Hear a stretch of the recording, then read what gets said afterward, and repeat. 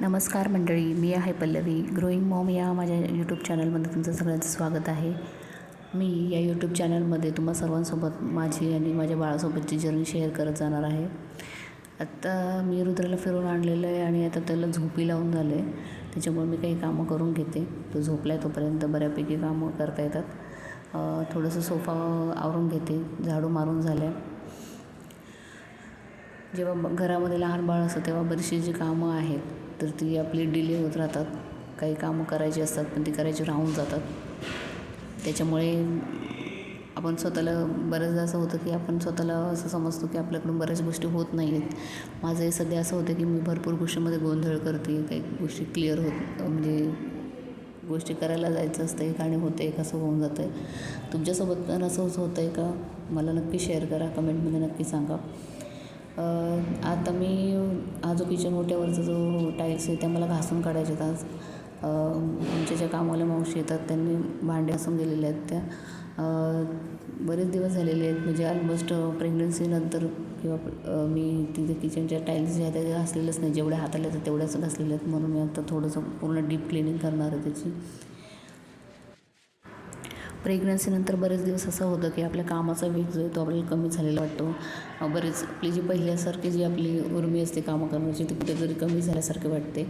मलाही बरेच दिवस असं होत होतं. त्यामुळे समजायचंच नाही की मला पुढे जाऊन व्यवस्थित सगळं काय करता येईल का? एकावेळी बाळ आणि गोष्टी या सगळ्या हँडल करता येतील की नाही. जसं जसं आपला टाईम जात राहतो, बाळ हळूहळू मोठं होत राहतं तसं तसं आपल्याला या सगळ्या गोष्टी जमायला लागतात. सुरुवातीला सगळ्यांनाच बहुतेक काळजी वाटत असेल, पण हळूहळू जसं जसं बाळ हळूहळू मोठं होत जाईल तसं तसं या गोष्टी कुठेतरी कमी होत जातात. आपल्याला वाटणाऱ्या गोष्टी ज्या आहेत ती मनातली भीती आहे ती कमी होत जाते. आत्ता मी वरपासून खालीपर्यंत टाईल्स जे ते घासून घेते. कारण जवळपास म्हणजे आता रुद्र 9 महिन्याचा झालेले आहेत त्याला 9 महिने पूर्ण. आता 10 महिन्याचा होईल तो. पण तेवढे दिवस म्हणजे त्याच्या आधी पण बरेच दिवस मी वरतून घालून टाईल्स घासलेल्या नाही आहेत. त्या पहिले घासून घेते. कारण आधी ज्यावेळेस आम्ही डोहाळे जेवणाच्या वेळेस आम्ही कलर केला होता त्यावेळेस त्या लोकांनी जेव्हा कलरवाल्या माणसाने जेव्हा घासून दिलेलं होतं त्याच्यानंतर काय हाताला लागलेला नाही आहे. खालून जेवढं हाताला येतं तेवढ्यापर्यंत टाईल्स घासलेल्या जातात.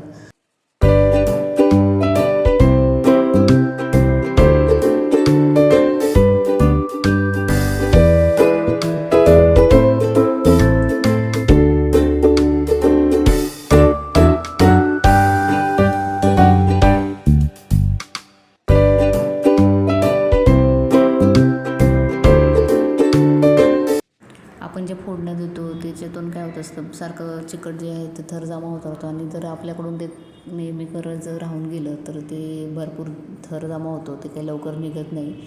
तर आपण त्याच्यात वेगळं सोल्युशनसुद्धा वापरू शकतो. विनेगर किंवा डिशवॉशर, त्याच्यात डिशवॉशचं जे सोप तो ॲड करून थोडं पाणी मिक्स करून त्याच्याने पण थोडा वेळ त्याला भिजत घातलं तर ते लवकर निघायला मदत होते. आता मी सध्या भांड्याचे जे साबण आहे त्याच्यानेच घासून काढलेले आहे. माझं थोडंसंच बाकी राहिलं होतं तेवढं रुद्र उठला झोपेतून. पहिलं त्याला घेतलं, त्याला थोडं फीडिंग केलं आणि त्याच्यानंतर पुन्हा कामाला लागले. त्याला पाहण्यासाठी आई असतात आमच्या सासूबाई, पण काय होतं की बाळाला बऱ्याच वेळेस आईची गरज असते त्याच्यामुळं आपल्याला कामं अर्धवट सोडावी लागतात. आता पहिल्यांदा हे सगळं आवरून घेते. त्याच्यानंतर आमचा अजून नाश्ता राहिलेला आहे बनवायचा, मग नाश्ता करणार आहे.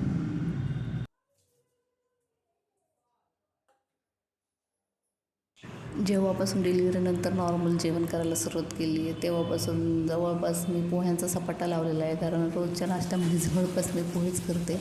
आता काय झालं की रुद्र पण थोडं थोडं वरचं जास्त खायला लागलेलं आहे. तर त्याला पण असं दात आले तर त्याला थोडंसं चावणारे पदार्थ लागतात. त्याच्यामुळे तो पातळ असं जे आपण पेज करून द्यायचं होतं ते घेत नाही आता. त्याच्यामुळे त्याला पण पोहे खायची सवय लागली आमच्यासोबत. म्हणून आम्ही मिरचीसुद्धा कमी टाकतो आहे आता ह्या जेवणात. आपलं नॉर्मल बाळालासुद्धा खाता येईल अशा पद्धतीने पोहे मी बनवणार आहे. रुद्र आईंसोबत बसला आहे, खेळतो आहे तो. त्याचा मध्ये मध्ये तुम्हाला आवाज पण येत असेल. आता भरपूर त्याचं खेळणं, आरडाओरडा हे सगळं वाढलं आहे. बऱ्याच वेळेस असं होतं आता तो उभं राहायला जातो आहे तर त्याचा तोल त्याला सांभाळता येत नाही, तो पडतोसुद्धा.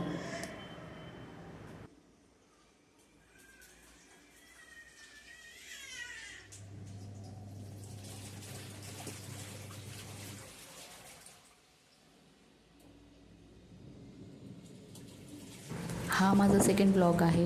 व्हिडिओ आवडला असल्यास नक्की लाईक, शेअर आणि सबस्क्राईब करा. असंच नक्की आपण पुढे गप्पा मारत राहूया. भेटूया नवीन ब्लॉगमध्ये. Bye bye.